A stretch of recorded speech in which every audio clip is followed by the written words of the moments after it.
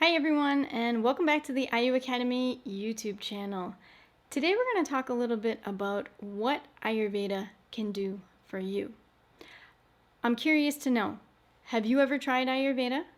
If so, what have you done with it? Have you tried eating an Ayurvedic diet? Have you tried Ayurvedic medicines or formulations?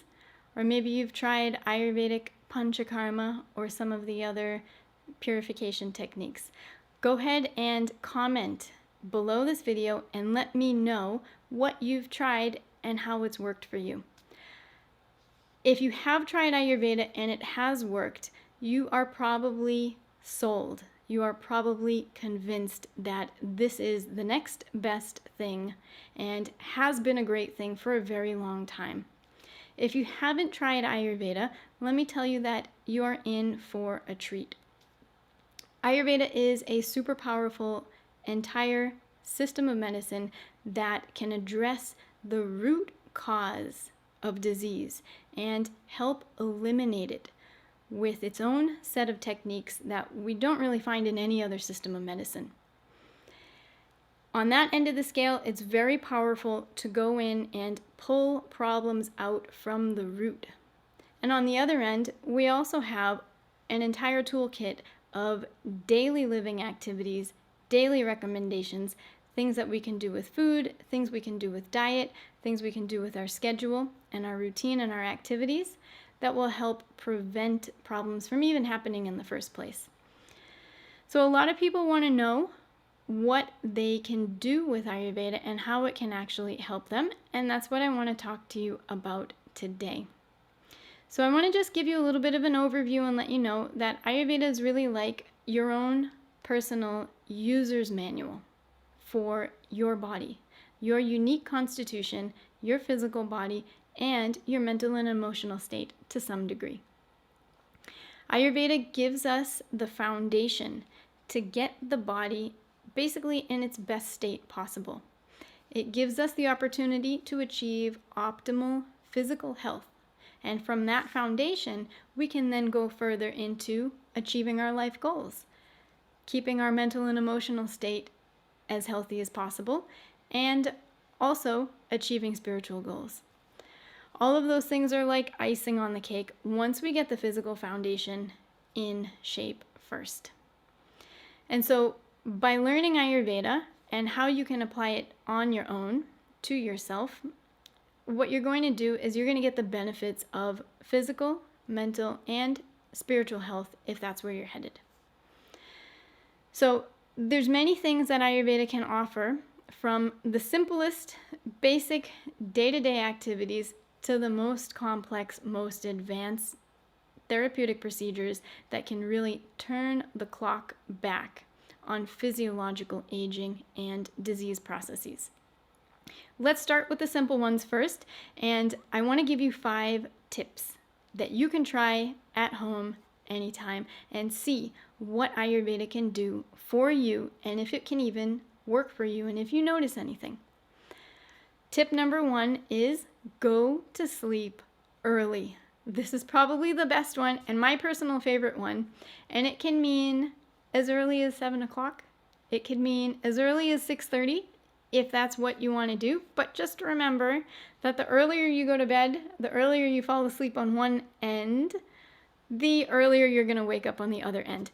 And so the trick with this is, even if you do go to sleep early, when you wake up early on the other side, you got to get up. You have to get up when you wake up. And depending on what you're trying to achieve, what your health goals are, you might get up and meditate. You might get up and study. You might get up and do physical exercise or do whatever it is that you want to be successful in or you want to achieve in your life. So that is tip number 1, my favorite one. Go to bed early, get up when you wake up, which is going to be anywhere between probably 4 and 6 a.m. Tip number 2, eat regular meals. Have a meal schedule. And what many people may not know is that intermittent fasting has actually been a thing with Ayurveda for thousands of years. The traditional recommendation for meal schedules in Ayurveda is called Dwi Anakala. And what that means is 2 meals per day. First meal is around 11 a.m. and the second meal is around 4 or 5 p.m. And that's it. We close the window and there's a nice anywhere from 14 to 16 hour fasting window around that. So keep your meals on a regular schedule. And tip number 3, don't eat too much. Eat what you need to give your body the nutrition that it needs. Too much food or too much liquid, really anything that's consumed in excess, is the best way to clog the channels of the body. And what happens when we clog the channels of the body? We ask for disease to come visit us. And so if we want to avoid chronic disease, if we want to avoid autoimmune diseases, if we want to avoid all kinds of discomfort and physical illness, one of the easiest things to do is simply don't eat too much. All right, tip number 4, release your bodily urges when they come up. And what does this mean? It means that in Ayurveda, there's 13 natural urges that your body can experience on a daily basis, on a weekly basis, or maybe on a monthly basis. Some of the most common urges that we get are to pass urine, to defecate, to pass gas, to burp, possibly even to vomit, and maybe to cry. And there's more beyond that as well. The basic idea is that when your body is asking for something, it's your responsibility to respond. And so as soon as you can, always make sure that you attend to your natural urges as often as you can on time. One of the best ways to keep the channels clear and to keep things moving through and moving out when they need to get out. Okay, and finally, tip number 5, our last one for today, limit your attention to unhealthy objects and things.